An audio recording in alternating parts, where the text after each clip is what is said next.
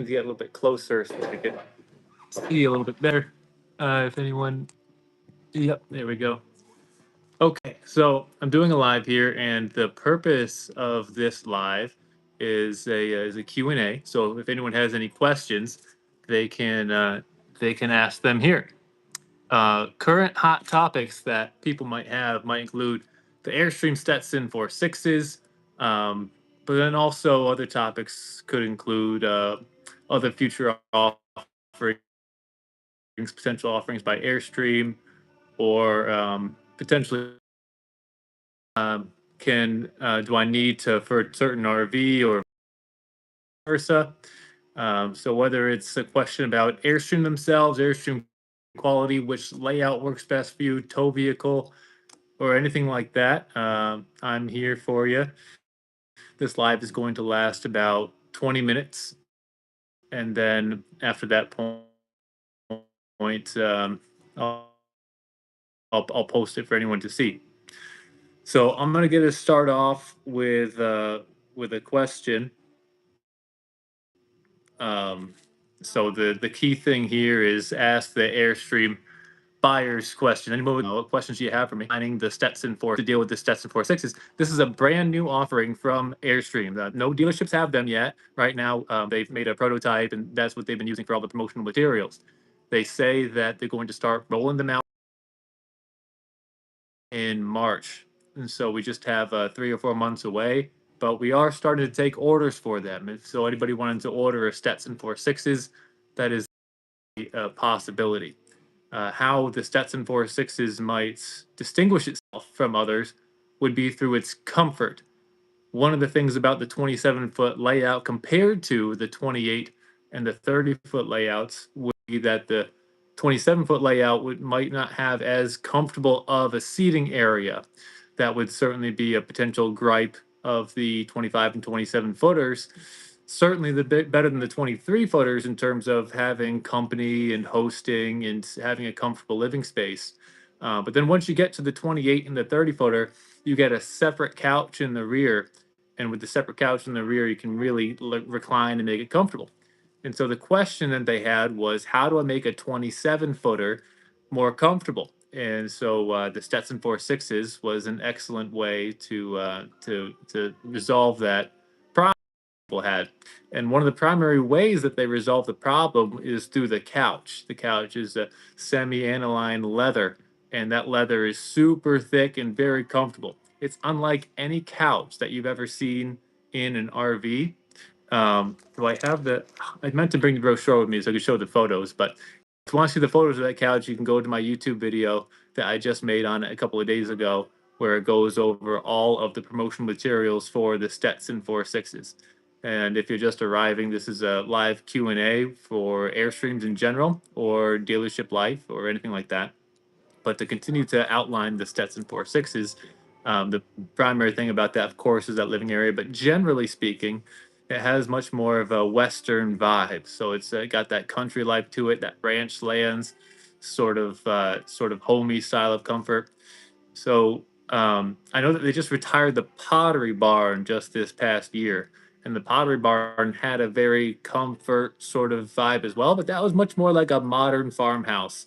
So it was like more of a chic style of RV, but the Stetson 4.6s very much dives deep into the comfort aspect of RV living and how much like a ranch style home can we make an RV feel, and whether it's through all of the decor and the original artwork that they use. I think they do a really excellent job of making it feel like home. And this is a live Q&A, so if you have any questions about Airstreams or the newest offerings, let me know. The Stetson 4.6s is available in just the one layout. It's a 27-foot layout. And it comes standard with a hatch. It comes standard with the 300 watts of solar and the 200 amp hours of lithium ion battery. So it does a decent job of being able to go off grid if you wanted to go off grid. But then the hatch is always a key feature for people who want to invite the outdoor air into their camper. Now, the one difference between this 27 footer and the other 27 footers with a hatch, like the International Flying Cloud, is that the table is built differently. And so the table in the Stetson 4.6s is going to be a standalone pedestal table. And then so you're not going to be able to remove the table to put items into the back of your Airstream. You're just going to have to utilize that back hatch exclusively for the airflow, which is many people's primary reason for getting the hatch anyway. But you have to know that it will be harder to get materials into the hatch with this Stetson 4.6's model. But I am in love with the colors, the color palette that they use. It's very much my cup of tea. Um, it might be yours, might not. It's very dusty. It's very, very country, kind of like darker muted tones. Not like a black or anything, but like nice, like maroons and grays, dark grays, charcoals, that sort of thing. And so let me know if you have any questions about the Stetson 4.6s. I'm going to go to my next question that I have here that somebody gave me prior, which was what questions should buyers be asking but usually don't? What question should buyers be asking, but they usually don't? So this is an easy one because buyers a lot of times, especially first-time Airstream buyers, miss a key point when it comes to what to look out for in an Airstream. And the answer isn't as sexy as some would like, but it's always storage. Um, Repeat buyers, the second Airstream, the third Airstream, they'll start asking about storage answers right away. They'll say, where am I gonna put this? Where am I gonna put that? Um, that sort of stuff. So that's also usually one of the primary reasons that people will upgrade from one unit to the next. Usually they'll go a size up or two sizes up, and it'll be due to that storage constraint. So when people have like a 16-foot Bambi. And usually the idea behind that is like, that's all I need. I just need a bed and whatnot. Birthday in birthday in 2 days. Happy birthday. Wow, that's amazing. So that would mean you're a Sagittarius. A lot of my good friends are Sagittarius. Um, Storage and Airstreams. You're welcome. Uh, so the Bambi, it's all you need in terms of a bed and a dinette and whatnot. But in terms of the storage, there's not very much underneath the sink, and then there's also not very much in the overhead lockers. There's just not a lot of space to put stuff, and so that would be people's primary sort of problem with that size of unit. And then they might go up to like a Bambi 22 footer. And so one of the primary questions that people should ask, but they don't, is where am I going to put all my stuff? And from the sales perspective, when you're trying to match the perfect RV with the person, what happens is you try to gauge like what's the grand plan? How are you going to use this thing? Because I wouldn't want them to buy the wrong RV either for them. And so I always have that in the back of my mind of how are you going to use it, and also like associated with that is how long are your trips going to be? If you're going out for a weekend or whatever, maybe you don't need that much storage. But if you're going out for a week, 2 weeks, a month, or even a whole summer, then people a lot of times will underestimate the amount of stuff that they're going to want to bring with them. And the size of the wardrobe tends to matter when you consider longer distance travel. Like people have clothes, people have a decent amount of clothes they need to bring with them. How many totes are you going to bring with you? You subscribed. Oh, thank you so much. I really appreciate that. I hope you get value from some of the content that I put out there. I try to do a short every day, which I posted one earlier today about how many other RV manufacturers will do decontenting. They'll take stuff out of the features and the build quality so that they keep the prices down. But Airstream doesn't do that. So that's just a short I did today. But then the other most recent video was the Airstream for Stetsons. What's your favorite Airstream model and why? Good question. I appreciate you asking that. Well, I have had a couple different RVs before, an 18-footer and a 33-footer, and one was too short, another was too big. So I want to go right in the middle, and so I would want an Airstream. I'd want a 25-footer so I can get the 8.5-foot width because that makes a huge difference on the inside.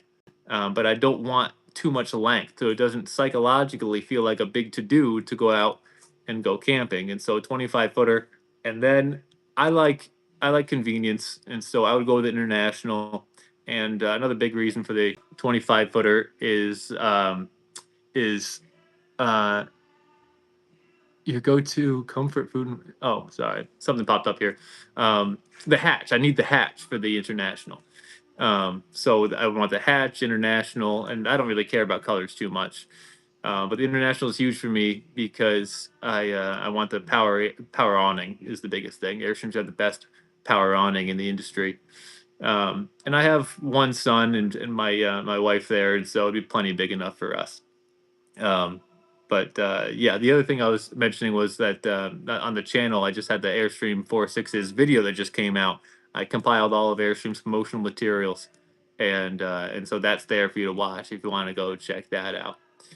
Um, so, anyone have any other questions before I get to some of the ones I have here from other listeners? Okay. Um, let's see. I have which Airstream holds the best value over time. So what I found for that is when you're talking about a percentage base, I found that the less expensive Airstreams tend to hold the value best over time. Now that's not the Airstream Nest. I'm talking about the conventional Airstream, so like a Bambi and potentially a Caravel. And I think what I found is that Airstreams will still depreciate in the first couple of years, but then the at the bottom end of the curve there, if the price starts at, when you buy it, whatever you buy it for, and then it goes down over time, it'll flatten out higher at a higher value than some of the other brands. If you get a different RV brand, um, the value goes to zero usually in 20 years. That's usually the lifespan of the RV, and Airstreams have a longer lifespan. They say that 70% of all the Airstreams ever built are still on the road today. And so if that is the case, then obviously the value isn't going to be zero in 20 years. In fact, we have two Airstreams out there that are both 20 years old, and they're both going for $20,000. And so that's a far cry from $0. So I think on a percentage basis, if you buy an Airstream for say 65,000, a Bambi for 65,000, then it goes down to 20,000 in 20 years, and it just kind of like stays there until the end of time, until as long as your unit's in good shape. Then I think that's a pretty good proposition as far as a depreciating asset goes. What other questions you have for me? All right, I'm going to find the next one. Um, Next one I have here is why do Airstreams cost more? And that's a question I get asked all the time. Airstreams cost probably 2 to 2.5 times more than the average typical RV, and the answer is actually like not what you would think, which is the entire construction process is better, is different. It's better. The construction process is leads to an increase of quality, but not just like that's putting it lightly. The way I should say it is that, in my opinion, Airstreams are built the way RVs should be built, and everybody else tends to have a race towards the bottom in terms of having to maximize efficiency in order to keep costs and the prices down. So if you weren't as concerned with keeping the prices down, then you can just focus on building the best RV there is known to man, and that's what Airstream does. And so whether it's how the shell is constructed with these thick ribs that are bowed and they connect in the middle, or whether it's how the exterior is literally riveted on and the interior also riveted in, or whether it's the composite floor, which is the base there. The composite floor is going to be what, like an inch and a half thick of this manufactured material that will never rot. These are things that you're not going to find in other brands, and so the construction quality leads to things like I just said, like that. You're not going to get the value turned to zero in 20 years because it's not just going to fall apart. Um, RVs are supposed to withstand a hurricane and an earthquake every time you drive it. If you're driving 60 miles an hour, that's hurricane force winds hitting your RV. And then if you go over potholes, that's the equivalent of undergoing an earthquake. And so you undergo those circumstances every time you travel.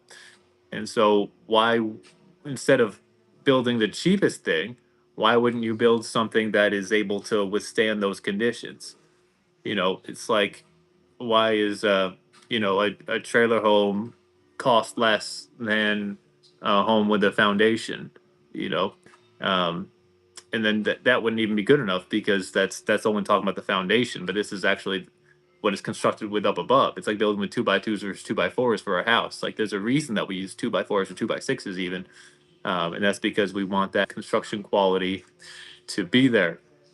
So it looks like it's time for me to start wrapping up this live. Uh, I appreciate you all watching, and I'm going to post this after the fact so that you can look at it afterwards to see some of the most common questions that people have about Airstreams. I'm going to be doing this live every Monday, Wednesday, and Friday between 5:15 and 5:35. And so, if you ever have a question about Airstreams, you can save it for that time, and I'll be sure to tell you then. And then on top of that, you're going to get, if you have a question about a specific unit here, I could always take the camera up and zoom in on the visual that would represent the answer to your question. And so we have 23 units inside of our indoor showroom.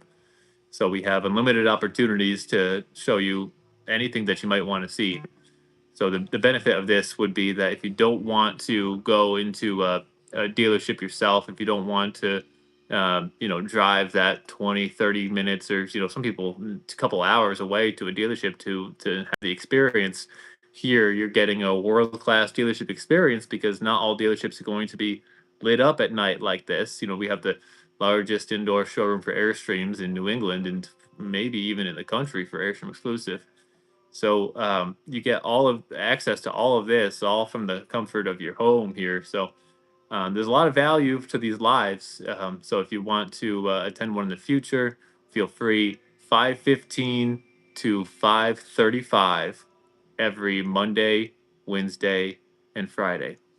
All right, guys. Thanks for watching.